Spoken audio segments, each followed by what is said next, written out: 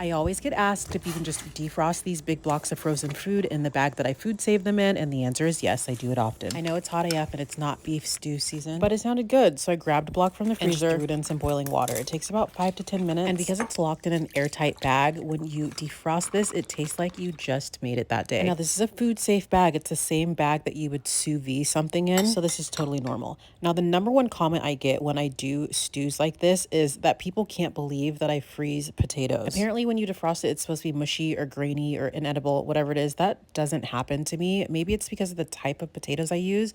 I don't use rustic potatoes. I always use these or something similar, and they always freeze and defrost fine. Anyway, here's the original video. What do I do with all the leftover food that I cook? Let me show you. This was the delicious stew that we made a couple recipes ago, and we do have a bunch of leftovers, so I'm going to use my Super Cube silicone freezer trays to save them in perfect portions so that when I want to have another bowl of soup, I can just defrost one portion at a time. This is the 2-cup portion that I'm using right now. All you do is fill the trays, you put the top on, and then you pop it in the freezer.